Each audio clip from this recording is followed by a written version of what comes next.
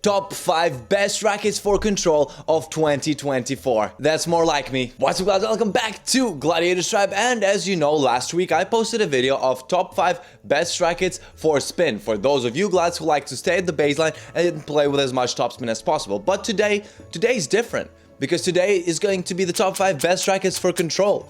For those of us who are looking for sniper-like precision and don't really care about, the power and the spin aspects of rackets. And there have been quite a few really good releases of control-oriented rackets in 2024 and also dragging some of them from 2023, but only the best ones have made this top. I'm really excited for this, so let's get it started with racket number 5. And I just realized that I have this RF01 Pro laying right next to me, but unfortunately it hasn't made this top because although it is a pretty control-oriented racket, I wouldn't say that it's close to being my favorite one, or I don't really consider it to be the best one in that category. So yeah, I do have to admit though that it's one of the best looking rackets out there for sure. That's definitely. But yes, racket number 5, and it is the Babolat Pure Strike 97. And yeah, guys, I know that this is not the 97. I know this is actually the 98 of one of the kinds of the 30,000 versions of the Babolat Pure Strike that are out there. This is the 16 by 19, but that's not the one I'm talking about. The one I'm talking about is the one with the leather grip. Yeah, I know you like it. And it's also a 97-inch head, which means that it's the most control and feel oriented racket out of all of the Pure Strike lineup and out of all of the lineup in Babolat's stock right now. And the problem that I've always had with Babolat Pure Strike lineup is that their sweet spots seem to be way smaller than they are on the specs. For example, the Pure Strike 98 of 2 years ago, I just couldn't play with it. I couldn't hit the sweet spot. All of the balls were feeling horrible. I couldn't direct the ball, and it was just really way off. But with these new updated versions, I'm really liking them. And I can even play with the 97, which is an inch smaller in head than the 98, and not just like can play. I actually enjoyed playing with this, enjoyed reviewing it, and although it does require a pretty high level of skill in order to play with this racket because it's still a smaller sweet spot and it's a pretty heavy racket as well, it is a really good racket if you manage to handle the weight, to handle the small sweet spot, and to move your legs as much as possible. And actually the moving the legs theme is going to be noticeable throughout most of the rackets in the top, especially as we get closer to the end and to the top 1 spot. But yes, this is definitely a really good racket. I don't know if it should be on the top 5 or maybe any higher, but there's just way too many good rackets available right now, and that's why this is making the top 5 spot. I mean, being in the top 5 is actually really good considering the amount of rackets that are actually currently available on the market. It's pretty high up there, right? And I really wasn't expecting to have Babolat rackets in my tops because Babolat have never been, a brand that I really enjoyed playing with, but recently they've been doing a really good job. So yes, top 5 it is, and we are moving to the racket number 4, the Yonex Percept 97H. Yes, the 330-gram version of the Percept, and yes, the 97-inch head, and yes, the one that Wawrinka plays with, supposedly. And I don't know, what can I say? It pretty much has all of the needed pedigree to be a control-oriented racket. Very heavy, which means you have that stability that obviously really affects the control. It's a 97-inch head, which again, control-oriented, feel-oriented, stability-oriented. And yeah, I mean, plus with the Yonex isometric head and with the signature feel of Yonex, this is definitely one of the best control-oriented rackets on the market right now because, I mean, it just is. And the first time I played with it was back in Andorra, back in 2023, end of 2023. And although the courts that I played on were not courts that I'm used to, it was like synthetic grass, and I was first time playing with this racket, I was cold, I didn't warm up properly. Right off the bat, I love the racket. I could feel the ball really well. I could direct it really well, no matter the altitude of Andorra, which is like way off high above sea level. I was putting the balls in right away from the beginning of the training, and it's just always a good sign. It's a 16 by 19 string pattern, which kind of makes it a little bit more, user-friendly and less, let's say, stiff. And there is an 18 by 20 version of this racket, but it's a little bit lighter. You could argue that the 18 by 20 string pattern makes it a little bit more control oriented, but with less grams, you get less stability and less, you know, penetration, which kind of takes away the control side of things, in my opinion, and just, you know, from my experience. So yes, this is going to be the top 4 spot of the list, and it's going to go right over here. And actually, I think this racket is pretty well discounted on the Tennis Warehouse website, so check it out if you seem to be liking it. And talking about Tennis Warehouse website, Glads, if you decide that you want to purchase any of these rackets mentioned in this top 5 list, as always, the links to buy them are going to be down in the description below, together with our exclusive discount code that's going to save you some cash. And also down in the description, I will leave the more detailed reviews of every single one of these rackets, because I have a review of every racket mentioned in this top, so, you know, you can have a better look at all of them before making the final decisions. But yes, we are moving on to the bronze medalist, to racket number 3. And it is the Wilson Pro Stuff 97V, believe it or not, 14. Yes, in this beautiful copper look that I am liking. Although I do like it less than the previous V13 look, but it's beautiful, one of the prettier looking rackets out there right now. Even though I didn't really like it in the beginning, I thought it was, you know, not really following the Roger Federer theme, and I actually didn't like it. But now I'm starting to kind of love it, which means that I guess I'm kind of changing my shoes over here. But I'm sorry, guys.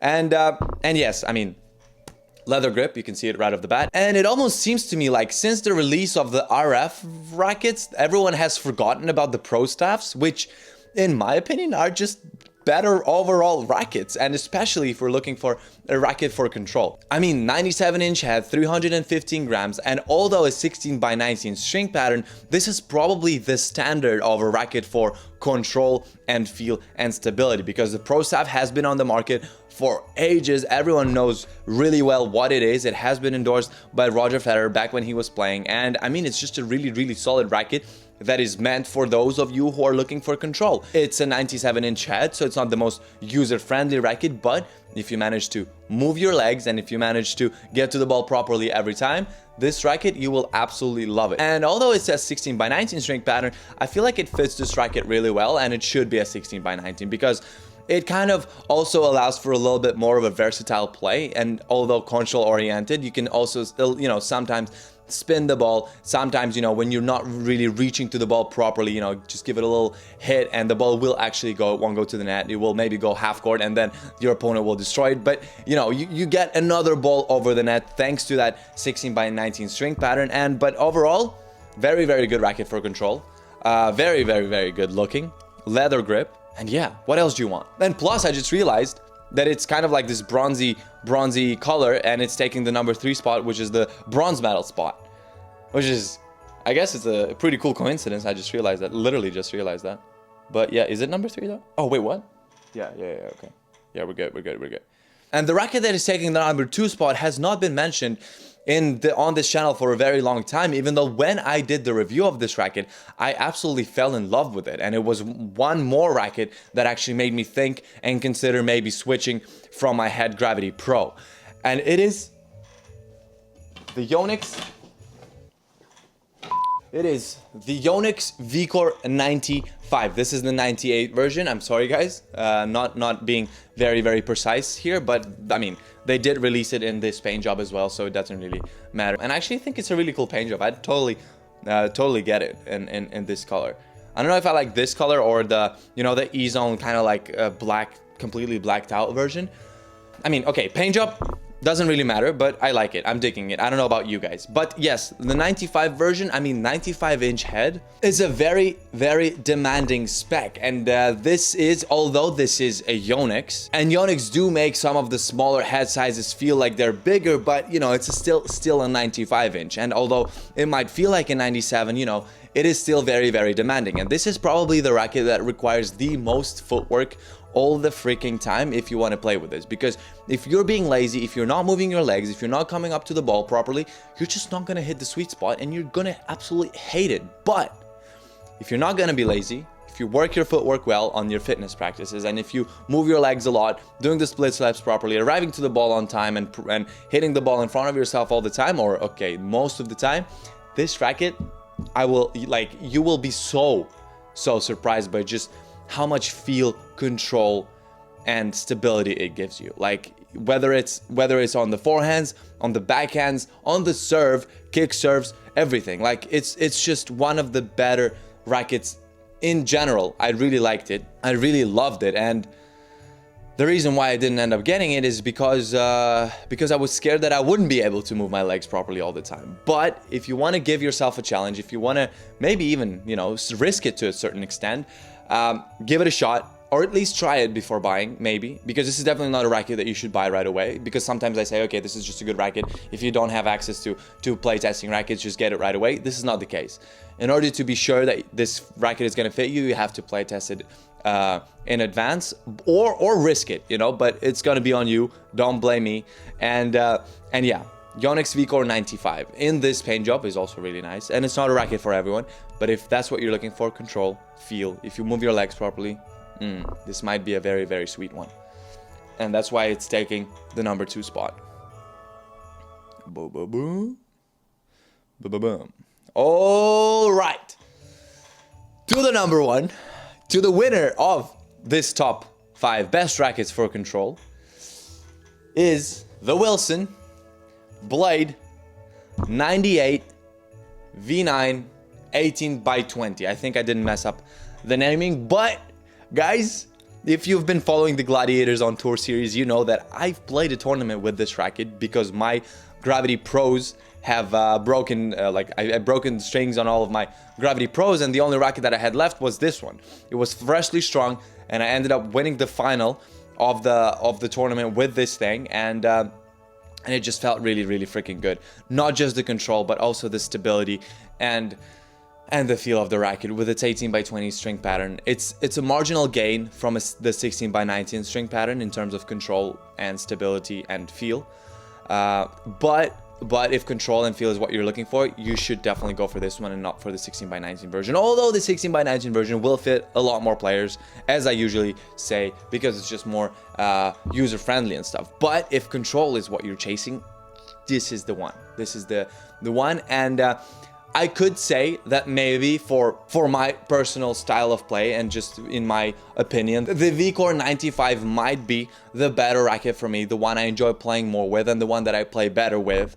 In my peak shape when I'm playing my best tennis, it's really, really demanding and you're not always able to play that peak performance and best tennis. And that's where this thing really shines because it's a 98-inch, which, you know, is control oriented, is feel oriented, is really good on stability, but it's not as demanding, and it allows for some slack, for some, you know, for some laziness and for not perfect arriving to the ball while still maintaining that control really high up there. And I just love this. It's probably my highlighted racket of 2024. I love the paint job as well. It's just, you know, a lot of things coming together really well. And although I myself would add a little bit of lead in to the 12 and a little bit of silicone to the grip, but yeah, apart from that, Glads, I mean, this is it. This is my top 5 best rackets for control of 2024. Let me know if you agree with my top 5.